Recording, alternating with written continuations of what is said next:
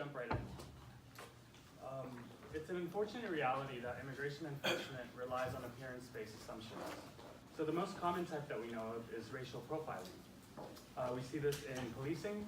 For example, Arizona and Houston, Texas have local programs that are related to larger federal programs like 287G and Secure Communities that basically deputize police officers to act like ICE agents. So they can ask you for your immigration status during any routine stop as long as they have reasonable suspicion. And you can imagine these programs have been fought against because they have disproportionately affected Latino and Black communities. We also see racial profiling in the type of raids that ICE conducts. They tend to happen in sanctuary cities, which are cities where the mayor is not going to cooperate with the cops in terms of giving them information about their immigrant population. And they tend to happen in Spanish-speaking areas. So you can imagine once ICE agents are in those areas, who exactly they're looking for to pick up and deport. And of course, we've heard many stories about TSA and who gets randomly checked during airport security. But police officers and agents aren't the only ones who do this kind of thing. So there are larger political projects that start mobilizing surveillance in the populace. And they do this specifically through things like criminal and threat narratives where people are incentivized to look for criminal activity around them in the name of national security. One example of this is the Voice program that Trump started last year. So it's like a hotline that he asked people to come and just call if they know anything about any kind of criminal aliens. But of course, it doesn't mean that people are 100% of the time walking around hunting for immigrants, right? However, there are local surveillance reminders in public areas that we inhabit every day. So, for example, last year I was buying a ticket at the Dinky when it was operational. And this is something I saw on the computer, on the little monitor. And it's still there today, actually. So it says, see something, say something. If it doesn't feel right, it probably isn't. And you can already see who they're catering this message to. It's a young white female who's looking off in the distance at something suspicious, and she's calling the cops, apparently. And we know that these kind of things have repercussions. So this was an example from last week. Sydney McCain, who was John McCain's wife, was at the airport. And she says that she forwarded human trafficking, and I'm going to use her words. I came in from a trip I'd been on and I spotted, it looked odd. It was a woman of a different ethnicity than the child, this little toddler she had, and something didn't click with me. And so she basically informed the cops that something was fishy about this. Luckily, the cops were level-headed this time around and knew that nothing was wrong. But this goes to show that these surveillance reminders have repercussions for people of different ethnicities. This also means that larger political projects kind of guide our attention to who we should be surveilling for, such as the manufactured crisis at the southern but not the northern border. And finally, all of this is compounded by the fact that there's very low intergroup contact with undocumented immigrants. And this is by design, right? So invisibility is our safety, but it also makes us vulnerable to being painted by the media and constructed. So this leads to the fundamental question of this project, which is what face are people working from when they're forced to seek out or think about undocumented immigrants? Now, I think the kind of obvious prediction that people might make is that they're going to look Mexican, right? And if you Google Mexican, this is the first 10 images that pop up. So you already can see that there's an image problem here. But this link between Mexico and being undocumented has also been captured by research. For example, here's Susan Fisk's stereotype content model, where different groups were rated on warmth and competence, and you can see that undocumented people are basically clustered with Mexican, Latino, and South American.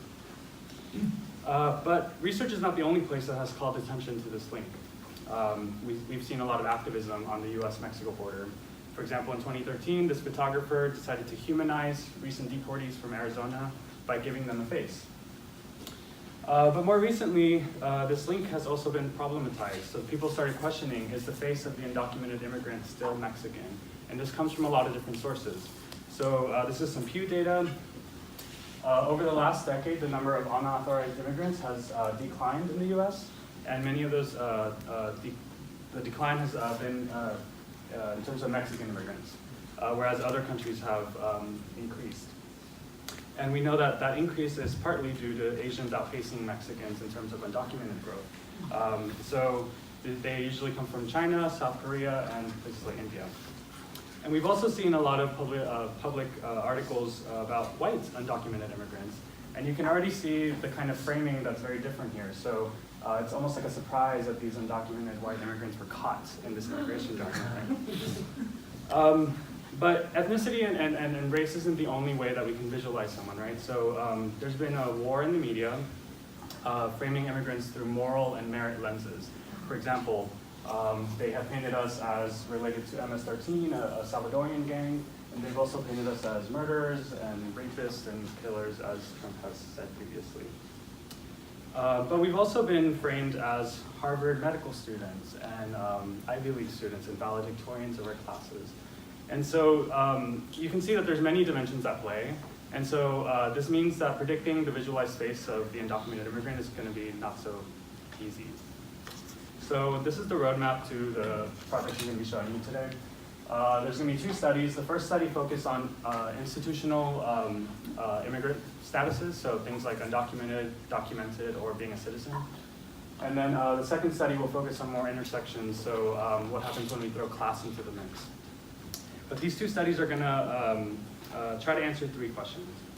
The first question is, of course, what is the visualized face of undocumented immigrants? For this, we're going to be using a reverse correlation technique where we kind of get into the minds of people and get the face that they are thinking about when they think of a certain category. And we'll get some kind of data that looks like this. We'll also ask what kind of traits are perceived in these faces. So this kind of gets at what are the stereotypes. And for this, we'll just have normal trait ratings of the faces. And then finally, we're going to ask what are if these visualized faces are perceptually similar. So is there a common visual cue that allows other people to group them together? And for this, we'll use a spatial arrangement method. So now let's focus on study one and on the first question of what is this face? We're going to be using reverse correlation. So essentially, you start out with the base face. In this case, we have a morph of 5 different ethnicities from the London face database, I believe. And you continuously put random noise patterns over this face, over and over and over, and you end up with a bunch of stimuli that look like this. And so you can see the features of the base face are kind of distorted a little bit. And then you use these stimuli and put them into a classification task, where you cue people with a category, so who looks more like an undocumented immigrant, and you make them do a forced choice decision. And over many trials, you take the pictures that they selected, you average the noise patterns, and you get their classification image. So this would be the face that they think of when they think of undocumented immigrants. So for our design, this is exactly the base face we use. And you'll notice that participants can only make male faces. And a little known fact about the current deportation regime is that 85 to 90% of deportees are men. And so we thought that this would be a good good point to focus on this gendered aspect of immigrants. So we have 3 conditions, and we gave instructions beforehand so that everyone would be on the same page in terms of what we're thinking about in terms of categories. So we have the undocumented, of course, condition, which is we told them that undocumented immigrants live in the US without legal immigrant status. We have the documented immigrant condition, where they live in the US with legal immigrant status. And then we have a citizen condition where we said citizens are born in the US. And we know that's not always true, right? People can get naturalized. However, we were interested in the stereotypes people have about American-born individuals. So this is what the tasks look like. So they would see this cue on top and then 2 faces at the bottom. And they would decide whether who looks more like, and one of these 3 would show up in the US. And they did this over 770 trials. And that's a lot of trials. But this was done in lab, so we were able to kind of push the boundaries a little bit more. All right, so let's go to the data. We have 50 participants in each condition, and I'm just, throughout the talk, I'm gonna be giving data from over 30 samples, so I'd rather not have to give all the little demographics, so I'm just telling you now that most of the samples are majority white, and most of them are gender balanced, so to give you a way to interpret all these results. All right, so this is the face people think about when they think of US citizens. You can see, looks like a student of some sort. Right? Here's what people think about when they think of documented immigrants. You can see it starts to get a little darker, the ethnicity starts to get a little more mixed. And then here's what people think about when they think of undocumented immigrants. You can see the face is much darker. You can see maybe more furrowed eyebrows. You start looking a little meaner. But this is something we can test. So this goes to the next question is, what are the perceived traits in these faces? For this, we did a trait rating test where we took these 3 faces and we showed them to people and basically asked how blank is this person from not at all to extremely. And they rated, each person rated on 1 dimension. So it was either the faces were rated on trustworthiness, dangerousness, competence, American, and then we also had a different race and ethnicity categorization task, which I'll show you in a little bit. But we also collected a ton of individual difference measures, but the one I want to talk about today is the sex scale. So this is a social and economic conservatism scale. And this scale works by showing people 12 kind of wedge issues in politics, like immigration, abortion, military, and having them on a feeling thermometer say how much they like support that or not support that, and then you get like you average over that, and you get like a 1 score of how progressive or conservative each person is. All right, and then this is what the race and ethnicity categorization tasks look like. So you'll have the face at the top, and then it says how likely is this person to be, and we have 8 different like races and ethnicities. So Latinx or Hispanic, Middle Eastern, White, East Asian, Hawaiian or Pacific Islander, Black, South Asian or Indian, or American Indian or Native American. And you'll see that they're not zero-sum, so they could easily put 100 on all of them if they wanted to. Okay, let's look at the data. So when it comes to the undocumented face, you can see that they are rated as less trustworthy than the other 2. They're rated as more dangerous than the other 2. Rated as less competent than the other 2.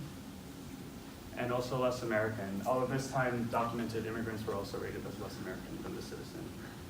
So you can see that the undocumented face elicited negative impressions. And these results were moderated by the socioeconomic conservatism scale. So this is the data. So on the x-axis, the more you go this way, the more conservative. The more you go this way, the more progressive or liberal. And so you'll see that conservatives are the ones who give undocumented faces less, or they're seen as less trustworthy than the other 2 conditions. They're also seen as more dangerous, less confident, and less American. So overall, conservatives have, I mean, clearly they're not always the case, but you know, if you plot out the data, it still shows a little bit of the pattern. So conservatives are the ones whose impressions are stratified by documentation statuses. Yes? This is interesting. The one on the top left, so if I'm reading this correctly, the fact that the blue line is sloped downward means that the more conservative you are, the less trust you have in undocumented faces. That slope isn't, it's too noisy. The slope is too noisy. Yeah. Okay. But it looks like they have way more trust for citizens and documented people, right? Like they just seem to trust those people more, like in-group Absolutely, yeah. way more. So that it's not that, is it that they trust undocumented citizens less than the liberal people, or is it that they just trust citizens more? I think that's also a valid like interpretation, is like in-groupness, right? Yeah. But here they're not given the labels, right? So the participants don't know whether they're just evaluating the faces, right? Yeah. Right. But yeah, it's just, is it, so I'm just wondering okay. Yeah, I'm just wondering to what degree it's about stigmatizing the undocumented as opposed to just like over uplifting the in-group. Right. Well, I guess it depends on the specific, right? So for example, in dangerous, you do see the slope there. So it's trait specific. I was trying to neatly package for a talk, but yeah, data are complicated. Oops. Yeah, but for the most case, conservatives, at least, you do see a stratification that you don't see on the other side of the graphs. All right. Now let's look at the ethno-racial categorization. So at the top, you'll see the different faces. At the bottom, you're going to see the likelihood that they were rated as one of these 8 ethnicities. So for the citizen face, you can see they're considered to be mostly white, maybe a little bit Latinx, but everything else is pretty much very, very low. when it comes to the documented face in the middle, you can see they're pretty much not white, but they are a little bit of everything else. And when it comes to the undocumented face, you can see that, once again, they're not white, but they are a little bit of everything else, and maybe even black, over 50% here. So you can see that the ethno-racial distinction that people are seeing in these faces is basically white versus non-white. And everything, so basically everything I've shown you so far has been the typical analysis that someone would do if they were doing a reverse correlation study. However, these faces right here are composite averages across the sample. So if we break them down into the faces visualized by each individual participant that make up these averages, it would look something like this. And this is just a random sample. So you can see that the individual faces in each category don't always look like the average, right? Which led us to ask, if we were to get these faces rated instead of the averages, would we still find an effect of documentation status? You can consider this a more conservative analysis because it's stacking the odds against us because of the heterogeneity within each condition, right?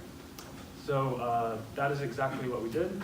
We did the same rating task, and we instead showed all of those other faces, and they rated on trustworthy, dangerous, competent, American again, and the same individual difference measures were collected. So let's look at the data. First, undocumented faces were once again less trustworthy. Once again, they were more dangerous, less competent, and less American. So even when we show the full range of heterogeneity in each condition, undocumented faces still elicit negative impressions, albeit the effects are smaller than they were with the averages. And these effects were once again moderated by social and economic conservatism. So you'll see once again the stratification on the right side of the graph, where undocumented faces are less trustworthy, more dangerous, less competent, and in this case, there's not a political kind of range here. But for the most part, once again, simplifying the story, conservatives' impressions are impacted by documentation statuses, maybe in a way that penalizes undocumented immigrants, but that's still something we need to work out. Okay, so now I have shown you that when people provide a trait by which to interpret the faces that we're presenting them, they can detect which faces are undocumented.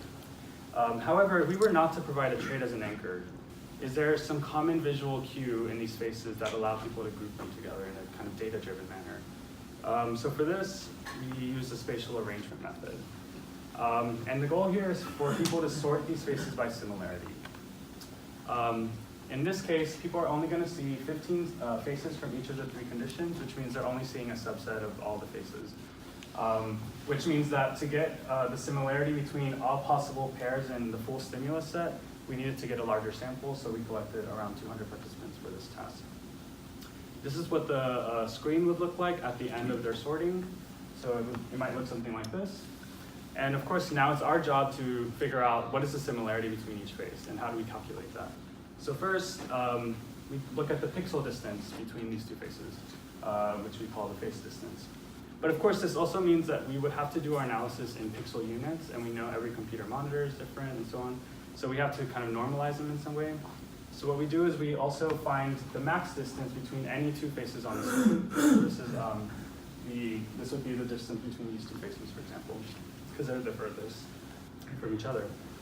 And so in this way, the way that we calculate the similarity between each pair of face, or at least the distance, would be taking this value and just dividing it by this, which gives us a range from 0 to 1.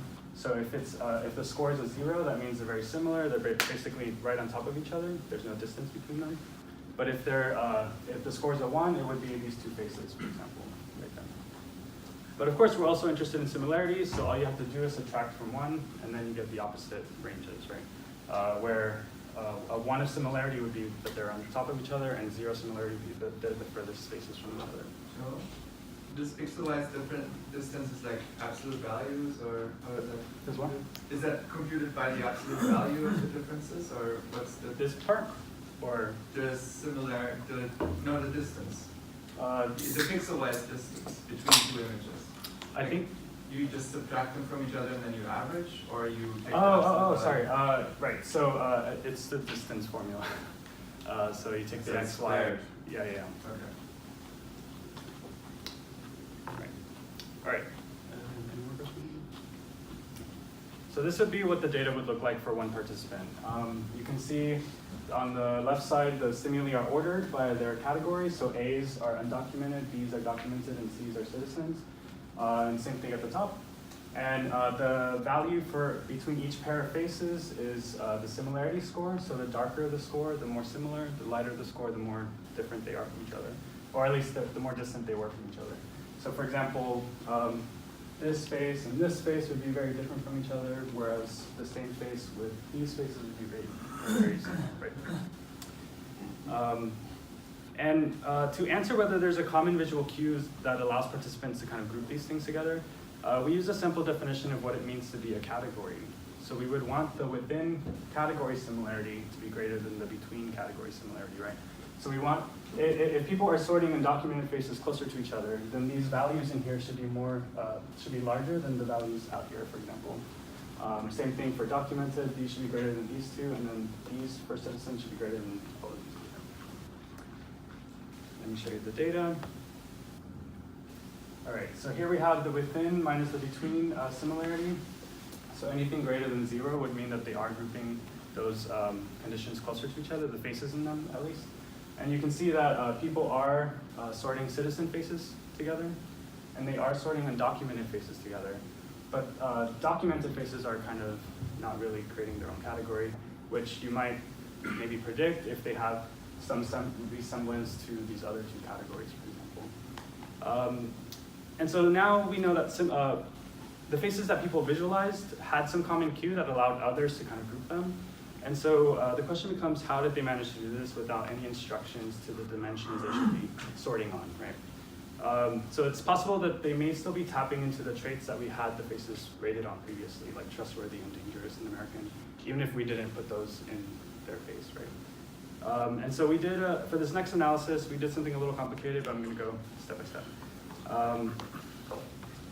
So here we have the visual similarity that we collected from the spatial arrangement between each face. And what I did is I got all of the participants' matrices and averaged them together. And so I was able to get a really large matrix that basically has all of the possible stimuli on the left and right side, and these are the distances between them. So the redder the color, the more different they are from each other. The greener the color, the more similar they are. And because I couldn't put the labels of the stimuli, I just gave these labels here, so you know which categories fit where. But we can also make the same matrix with the trait ratings that we had from the previous analyses. So for example, here we have two faces, and they were rated on the 4 dimensions.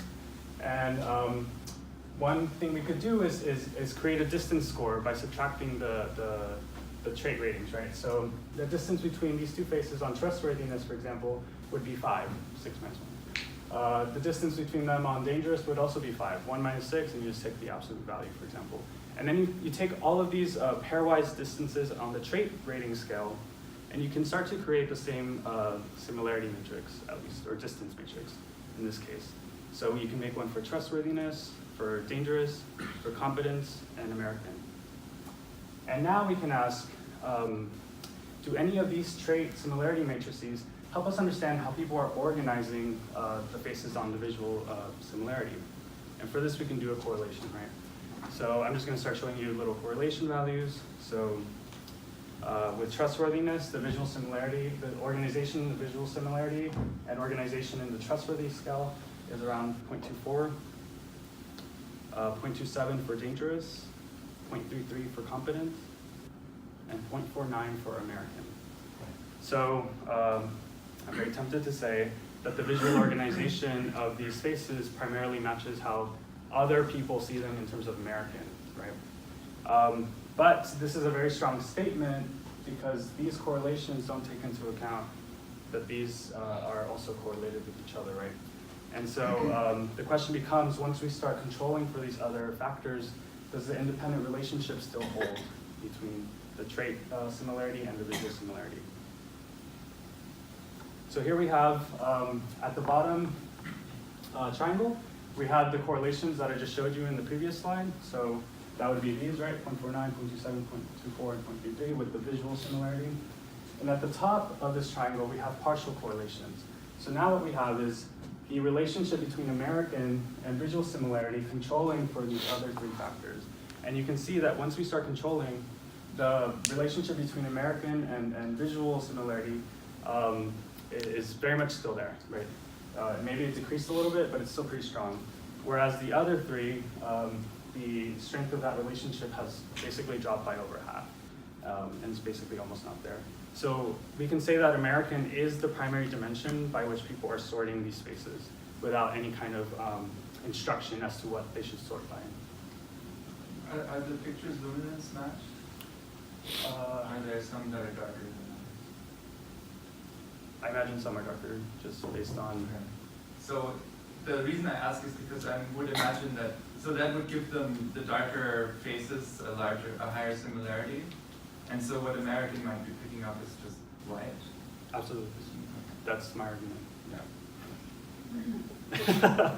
Thank you for starting it first.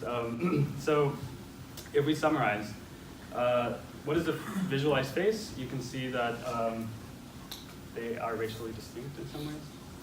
What are the traits that are perceived in these faces? Well, the undocumented faces are seen as less American, competent, trustworthy, more dangerous, and this is especially so for conservatives.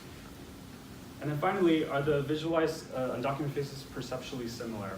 And so the answer is yes, based on the similarity sorting. And it's based on the dimension of American, which, as you said, I think is capturing just a racial distinction. But American is a loaded and complex term, right? And based on the ethno-racial rating data of the differences between here, I think it is capturing race, which brings me to study 2, and starting to kind of dissect these things a little bit more. So I have shown you that if you queue people with institutionalized immigrant statuses, it's heavily racialized. But what happens when we start controlling for that? So do people visualize an undocumented Mexican differently than a documented Mexican, for example? What if that Mexican is employed or on welfare? And so that's the aim of this study. And there's already some work discussing the importance of these factors to perceptions of illegality. So last year, this paper came out called Who Are the Illegals? The Social Construction of Illegality in the US. And what they did is they had a bunch of vignettes that showed a character with a ton of different factors manipulated about this character. But the main thing that they asked was if the person in the vignette was undocumented or not. So it's just like a binary thing. And so if we look at the origin country that the character was from, if the character was from El Salvador, Mexico, Syria, Cuba, places like that, you can see that they're suspected to be more illegal. Whereas if they came from places like Canada or Italy, they were suspected to be less illegal. If we look at what kind of job that character had, with unemployed as the reference group here, as the reference point, you can see that low status job like gardener and cook were more likely to be perceived as undocumented, compared to high status formal jobs like being a government worker of sorts with the postal carrier and UPS, or having a job like a programmer. They're perceived as less illegal.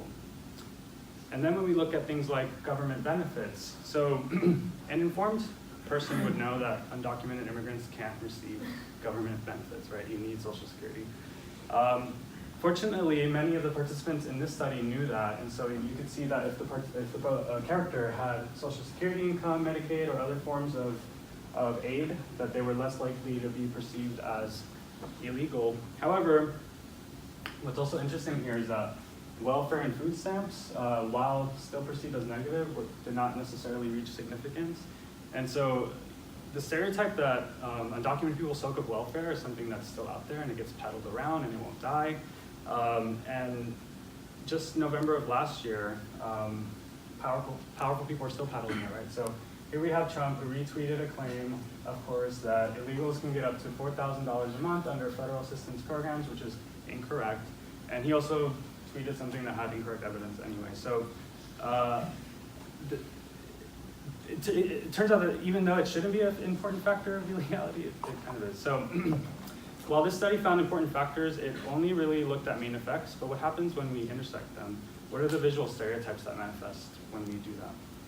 So that's what this analysis is about. So once again, we're doing a reverse correlation task, and here's the study design. So in our case, the first factor is race and nationality, which was confounded in this case. So we chose 4 racially distinct countries with the most undocumented population here in the US. And you can see the numbers next to the countries. So we have Mexico with 5.5 million, Nigeria with 45,000, China with 300,000, and Ireland with 50,000. And these are ballpark numbers because it's hard to get really specific numbers across the years for these countries, except Mexico. And we also chose the top, or one of the names from the top 100 male names there. So we have Jose from Mexico, Abeze from Nigeria, Lee from China, and Connor from Ireland. We intersected this with class, so Jose could either be on welfare or have a job. And we intersected this with legality, so they could be documented or not. So as you can see, there's 16 conditions here. And this is the sentence that was right above the reverse correlation task. So Jose, Lee, Connor, or Abeze was born in Mexico, China, Ireland, or Nigeria. He is financially either helped through a welfare program or stable through a steady job. And he has been living in the United States with or without legal immigrant status. For this task, we chose the same base space as we did for the first task, first study, to make it comparable. And this time around, we only had 300 trials because it was on MTurk, and you know they're not going to do 700 trials. And we were able to get 30 per condition, so we have 480 total faces here. Now, I'm going to show you these faces, but I'm going to show you them one nationality at a time. So you're going to see Jose first, then you're going to see Lee, then you see Abeze and Connor. And what you're going to see is 4 different faces. So you're going to see Jose, who's on welfare and undocumented, Jose, who's welfare and documented, so on and so forth. And as you'll see now, they're going to have numbers on them. So I'm going to need a little interaction from y'all. All right, so what I want from y'all is just to take a second, look at these faces, and just think about which ones you think are the 2 undocumented Jose's here. And I just want to see, when I say go, a show of hands, just put your numbers out, and I'm just curious to see if y'all are right or wrong. So I'm going to give y'all like around 5 seconds. Okay, ready, go. All right, lots of 1s, lots of 3s. Here's the answer. So y'all are picking up on welfare, but the undocumented faces are actually 1 and 2, which you got right. So you can see, for example, that the documented face looks a little happier, they have a job. The welfare faces look a little darker, right? And then the undocumented faces maybe look a little solemn and kind of very serious. Now let's look at Lee from China. And I want y'all to do the same thing. So just take a few seconds, try to figure it out, and then give me your numbers. Ready? Go. Okay, lots of 3s and 2s. Y'all are once again picking up on welfare. So actually, the undocumented faces were in the same spot. You can see, once again, that the documented immigrant who has a job looks very happy, whereas the other ones maybe look a little more solemn and serious, right? Now let's look at Abeze from Nigeria. Take your time.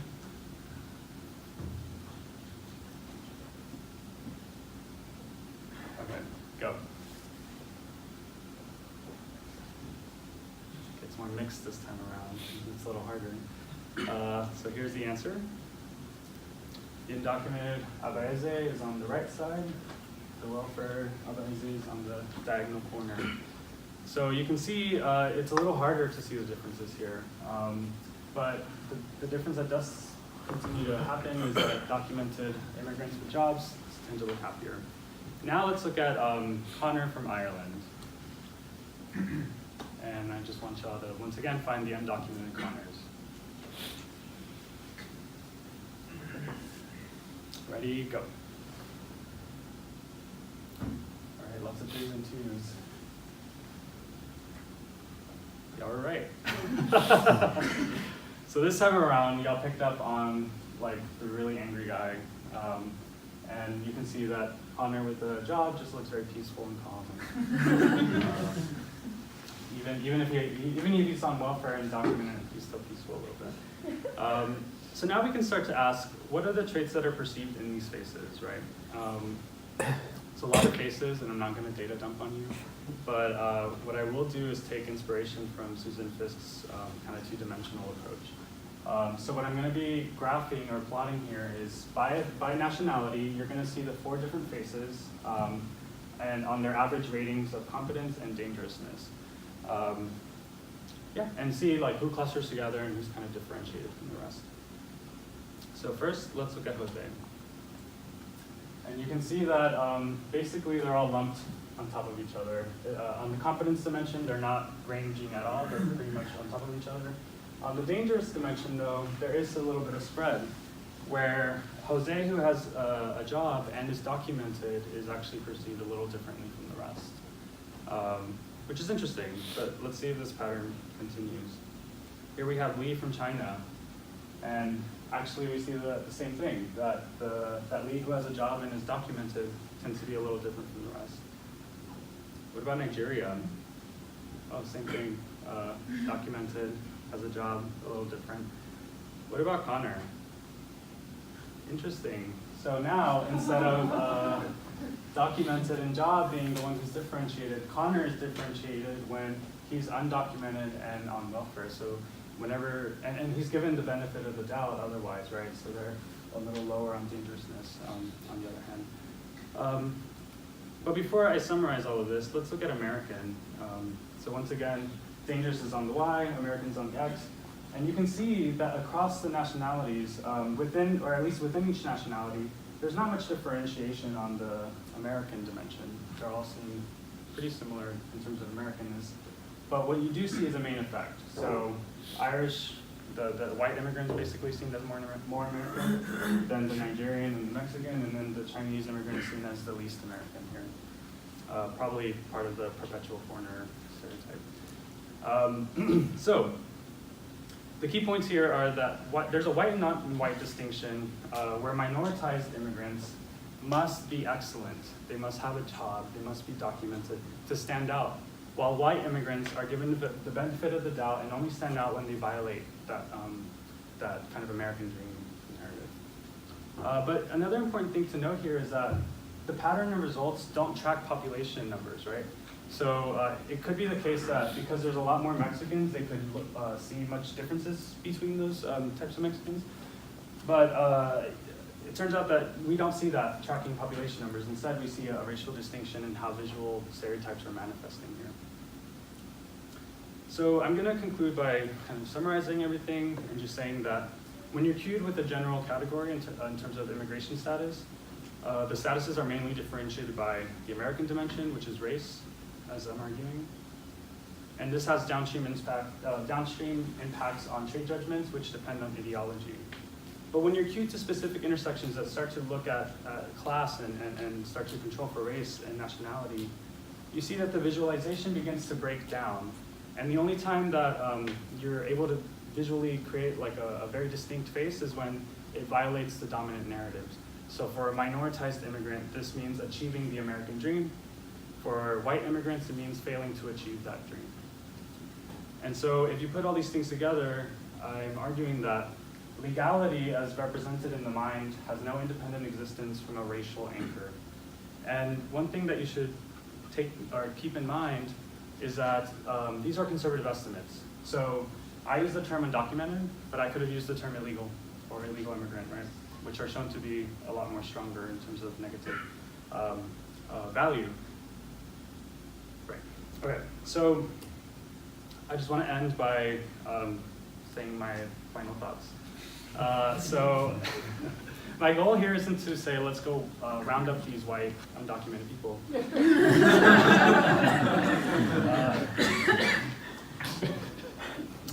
Okay, so instead the point, this is the point I want to make. When we look at the history of immigration enforcement, It used to be very, very explicitly racial. So if you look at the Chinese Exclusion Act or the Operation Wetback, do y'all know what wetback is? I heard it a lot when I was little. So it means someone who swam across the river to get here from Mexico. And so they used to be very, very, very targeted in terms of the racial groups that they either wanted to deport or didn't want to come here. But nowadays, we see a lot of the term illegal, which has a very colorblind veneer, which is kind of supposed to be like, this is about the law, right? It's not about any specific group, it's just about breaking the law. And this has happened also in terms of how the media has talked about this issue. So if we look at the media terms from 1945 to 2011, used by the New York Times, the Los Angeles Times, so major news sources, you can see that terms like wetback kind of died off in the civil rights era. But after the civil rights movements, you can see that the term illegal alien, illegal immigrant, and nowadays undocumented is kind of gaining a little bit of traction, mostly from activists and people like me who are undocumented. And so you can see that more colorblind terms that are not particularly targeting a group are being used. And when people ask the news sources, why are you still using the term illegal, for example, they say it's because it's race neutral. It has nothing to do with race. And so what I'm kind of showing with this data is that far from being race neutral, immigration enforcement is actually race making. It makes races both materially, and this can be seen in the dispossessed lives of those who are deported versus the relatively enriched lives of those of us who are deemed legitimate, but also psychologically in the mental representations that we hold in our minds, just as I have shown you today, and last year when I talked about the cognitive effects of criminal narratives, work I'm doing with Nina Chikara and Lauren. And if we, to the extent that we ignore or fail to act against these logics, we'll continue to suffer the consequences from political projects that continue to blur the line between who's legal and illegal, such as when the US deports its own citizens. So in the 1930s, we had the Mexican repatriation, where the US deported American citizens of Mexican descent back to Mexico, somewhere they were not born. This continued on during the Obama presidency, and this continues nowadays. Just last month, I tried to deport this US citizen and Marine veteran, and I hope after everything I've shown you, that you're not surprised when I show you what he looks like. So this is his face, and this is our data. Right? And on that note, I just want to thank my lab, and I want to thank Don Juan, my collaborator, and my sources of funding, the Ford Foundation, SPSP, and everyone here for listening. Thank you.